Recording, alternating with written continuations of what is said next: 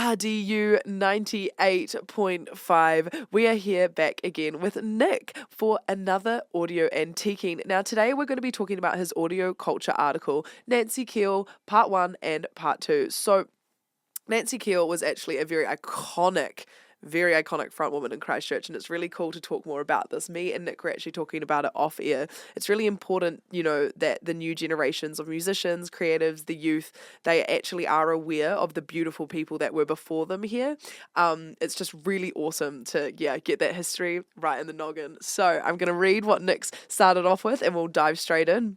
When it comes to rock and roll, Nancy Kiel has impeccable credentials. She fronted a band that may have been the loudest in Aotearoa, mentored the Top Twins, who called her the Janis Joplin of Christchurch, and she once landed a punch on Iggy Pop. If her name doesn't resonate more loudly in local rock lore, it is only because of her musical career took place offshore, while the decade or so she spent playing professionally in New Zealand went largely unrecorded. So she was born in Texas when her father was stationed there with the US Air Force, but spent most of her childhood in Holland, Michigan, a city with a large agricultural sector where her family ran a blueberry farm. I'm sure coming over to New Zealand probably felt a little bit like there was probably a beautiful parallel there with the farms and all that. Oh, yeah. But I never thought that actually. yeah. Because Detroit, which is the big city in Michigan, is just so industrial, and that was where her musical roots were. And New Zealand, I think, must have seemed so big and empty, compared to this great big city. But yeah, she turned up here in her probably late teens or early 20s. She'd met a New Zealander, I think. She at that point wanted to get as far away from America as she could. Valid. But she'd already arrived with all this kind of first-hand musical experience. She'd been going to gigs in Detroit since she was in her early teens. So she'd seen some of these iconic American bands like the MC5 and Iggy and the Stooges. She had a hilarious story about being at a Iggy Pop used to famously engage in sort of audience physical interaction. He would jump off. He invented stage diving. He was the first person, as far as I know, to hurl himself off stage in the arms of an audience. And at one point, he jumped off a stage of the show, and he rushed into the audience, and he grabbed Nancy. I mean, it was just random stranger. Yeah. And tried to kiss her, and so she punched him. That is true rock and roll. And she apparently, many decades later, met Iggy Pop and reminded him that they had met before. And he actually remembered the occasion. I don't think he would ever forget getting socked in the face. Well, that might not have been the only time it happened to him, but he remember that.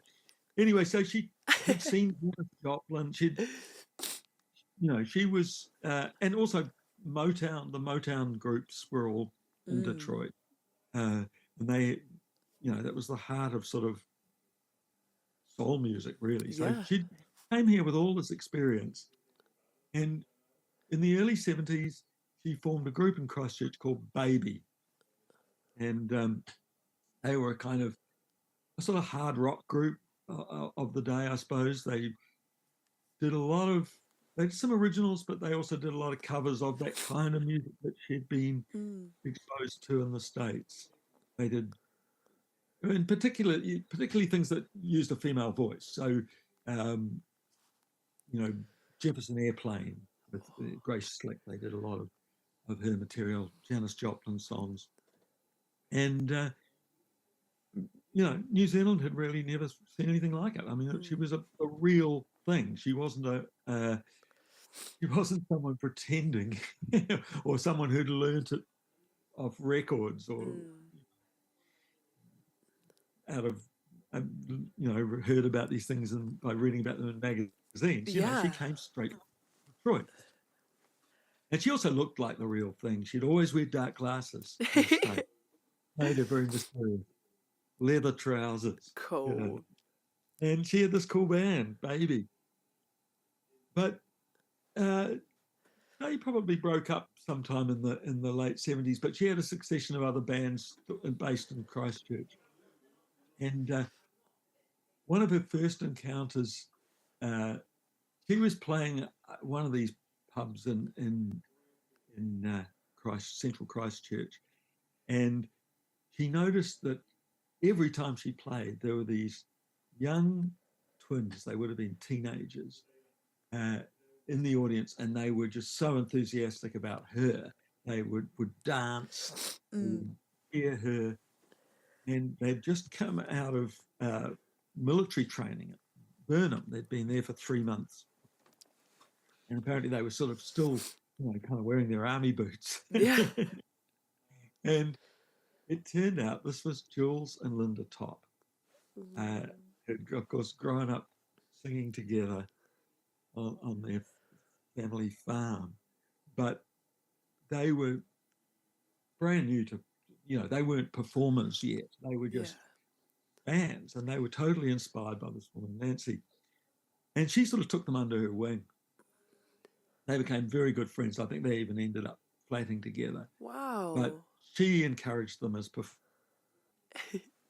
anyway. Sometime in the late 70s, I suppose, mid to late 70s, Nancy was playing regularly in one of the downtown pubs in Christchurch, and she started to notice these two twins who would be there regularly at her shows and dancing wildly on the dance floor every time. And they had, it turned out that they had recently got out of the territorials. They'd been training in the army. Apparently, they'd still wear their army boots to the pub, and they were actually underage to be in the pub at that point. But they weren't there to drink anyway. They were just there because they had become massive fans of Nancy Kiel, and they'd come along to every time she played, and they worshipped at her feet. Anyway, this turned out to be, of course, Jules and Linda Top, and they really bonded with Nancy. Nancy sort of took them under her wing in a way. I think they actually ended up living in her house, but they weren't really performing yet. They'd been singing on the farm together since they were kids. But she, I think it all just started at parties. They would break into song, and she realised that what extraordinary performers they were. Yeah. And she really mentored them. Wow. She there, and they would always credit her forever after with being, their inspiration. They I think first coined this term, the Janis Joplin of Christchurch. Yeah. But we were in love with Nancy, and anyway, Nancy, by the 80s, her New Zealand days were over. She had, I think, like a lot of New Zealand musicians, set her sights on Australia, and she went to Sydney, and she had a whole succession of bands there. Wow. Probably the most notable was one called the Party Girls, which she formed as a sort of,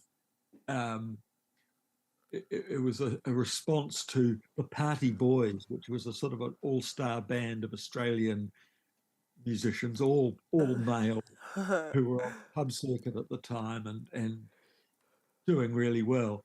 So she formed the Party Girls, which was an all-woman band, and they actually had some hits. They did really well as well. Then later on, I think it just became the Nancy Kiel band, Right. and you sometimes had New Zealand musicians playing in that band actually.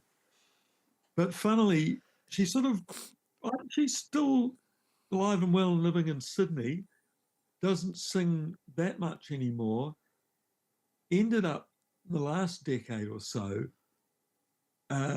importing dried blueberries from Michigan to Australia, and she set up this business. She's obviously saw a gap in the market, and Yeah. she went back to her roots and blueberries, and that Oh, now it's Miss Nancy's blueberries that you can buy that's in such a Australia. sweet full circle moment. That's really It really is. cute. It really is. So that's what she does now. But anyway, she certainly left a mark on New Zealand music. Very little in the way of recordings. Yeah. Apparently, the guitarist in Baby always discouraged her from recording. He had this idea that no, there's no money in making records. It's all about the live performance. Oh my So God, he completely messed up. I'm afraid that it's Oh, that. So there's very little recorded material. which is But there's sad. things on YouTube. People can go and have a look at on YouTube. And I also love them to read the two-part Of story course. about Nancy, because she's so funny. I mean, she's Mm, got so many funny stories. Um, I was going through obviously all the reviews and articles and things that have been written about her in the past, but Chris Burke, who's the content editor of AudioCulture, had done a long interview with her wow. several years ago in Sydney, and she had really opened up to Chris, and that was a gold mine of funny stories, and they're all in the article.